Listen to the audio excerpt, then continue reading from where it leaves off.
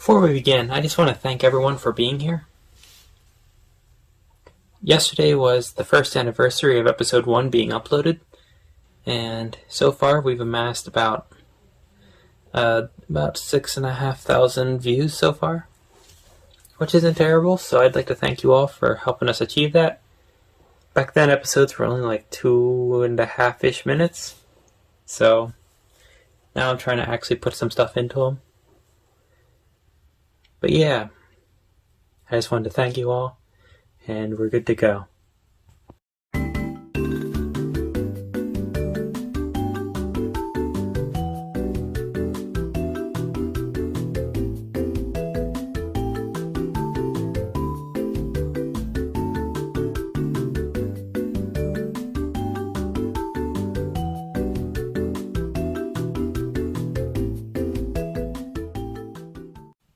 Hello everyone, I have the Sub-2000 here by Kel-Tec, made in Florida. Now, before anyone gets into the comments whining about Kel-Tec, they make decent stuff. I'm not going to sit here and listen to all your Kel-Tec slander. So, what we have here is one of their less gimmicky designs, the Sub-2000, which if you aren't familiar with Kel-Tec, all of their guns are just gimmicks, basically. Although some of them end up being useful, such as this one, which is a foldable rifle. They make a 5.56 foldable rifles as well, but they don't really make that many of them because they're not all that popular. In fact, I'm not even sure if they do make them still. I have not seen them in stock since the current situation. And these are all over the place. They're inexpensive, so everyone likes them. You'll see them pop up in a lot of people's collections. They work well. Shot this one a lot outside of this video before, because I did get this a bit ago. I've just been busy with the printed videos. And these, I haven't had this one jam on me once so far, and it's just a nice reliable 9mm. Now it's straight blowback. It's got lock back here. It does not have its own hold open. You just lock it back on the little thing there. Now, this will spin, just don't try to do something that won't let it spin, because it's basically just a little knob locked onto the bolt.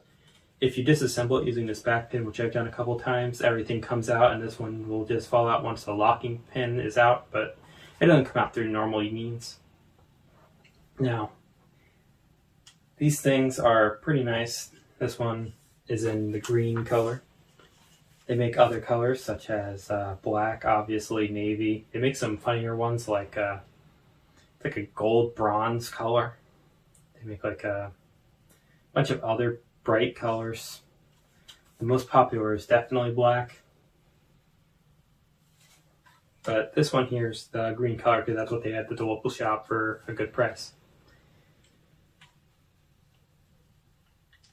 So, just to take a look at this thing. This thing has a cheap plastic buttstock, nothing crazy here. No padding, no nothing, but you don't need it. It's 9mm, it's all fine. Then the barrel is threaded at 1/2 by 28, which is standard threads for most guns that can fit it. So you'll be able to use this with AR accessories for the most part. And then there's rails on each side. However, I would not recommend trying to put an optic on the rail, because that's a very tight fit. Whereas many people I have seen will actually use the bottom one for grips, because there's nothing stopping them from doing so. It just isn't as compact. So, since it does actually fold, it fits well in a backpack. That's one of the big advantages of this thing, as opposed to a handgun or something. It's a full-size thing that you can keep on you. And a lot of states will have a lot of laws that are more lenient with carrying a rifle or something, as opposed to, I don't know, like a handgun. Like some states will say it's easier to get one of these as a handgun for whatever they have, like licensing or whatever. And as it stands right now, you need to be 21 for a handgun, so getting something like this to carry around at 18 is something that you can do. But yeah, pretty decent build. It's mostly plastic, but the plastic here is very nice. It has a nice strength to it. Doesn't deform when I squeeze on the mag. Speaking of the mag, it does use Glock mags. This one here is a 17 size grip. They also make a 19. And they do make other magazine types. Just I went for the Glock because that's the one anyone when in their right mind would be going for. So, as for optics, I said don't mount something. They do make flip over ones, but that just adds complexity and stuff you have to do if you actually have to pull it out. This one here, you need to pull it out. You just hit them with the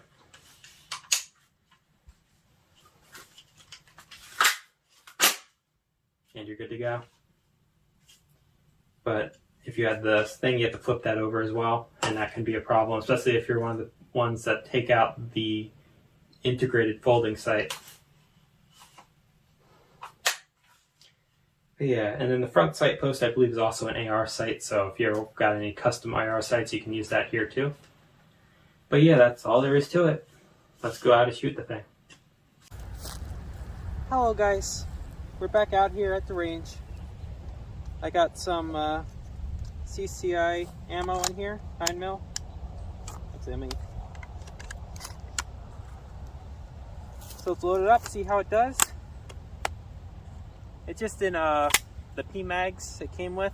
It comes with the Glock P-Mags as opposed to actual Glock mags. I've heard people have had issues with actual Glock shooting these, but I've never had issues with this. I have shot it a bit myself. So, without further ado, actually, no, it's fine. Let's go. Oh yeah. It would help if you actually let the bolt go loose. Snappy. And another round in the chamber. Let's give it a bit more fun.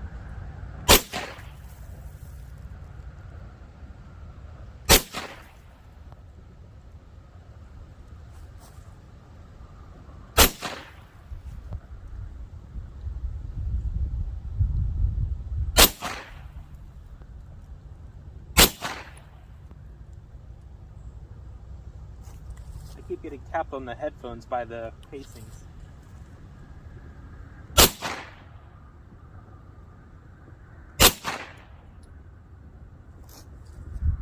So, about halfway-ish through the mag. I actually didn't count. And we're a few comments on the recoil. It's light because it's 9mm, but because it is straight blowback. And it's got the reciprocating mask going right through here. You can feel it on your cheek just a bit. However, it does work. It's very nice. It's with these on, which are actually my less protective headphones, as opposed to the little foam inserts on my ears. It's still very quiet. And from what I've heard about the ballistics, this thing's more like a 357 than a regular 9mm coming out of a 16-inch barrel. Some more shots out.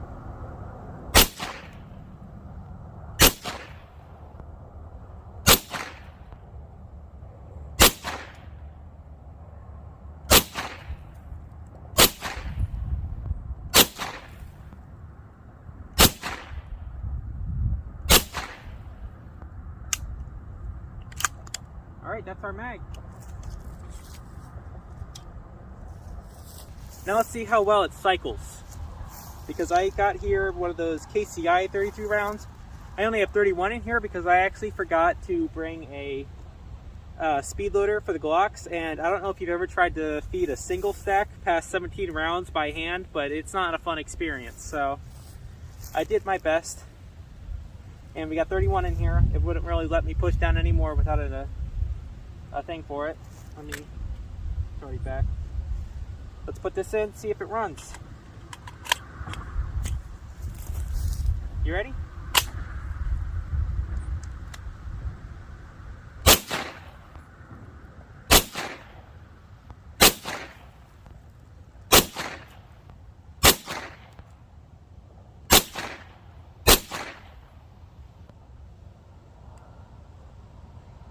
One thing I've noticed is it's probably better to wear little foam inserts as opposed to over-ear headphones, because if you're really getting good cheek weld, you might get smacked by the recoil in the earmuff.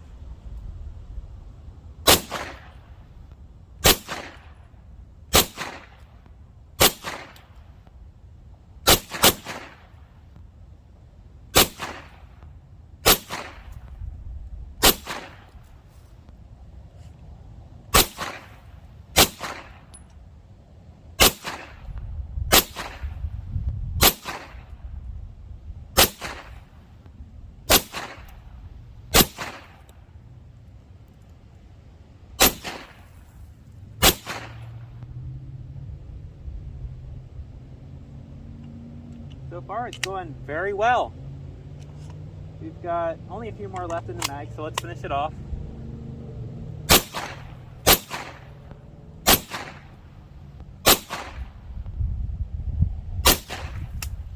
All right. So as you can tell, it ran well.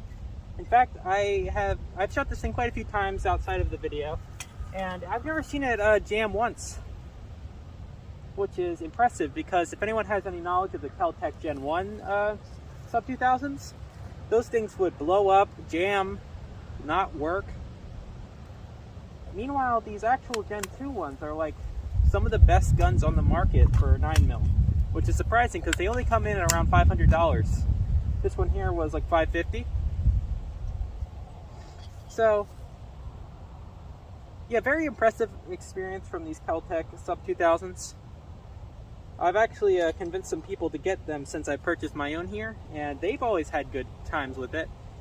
Some even got to like the aftermarket ones. I forget what they call it. It's a brand who does aftermarket versions that have been pre-modified to have like an extended bolt, extra cheek padding.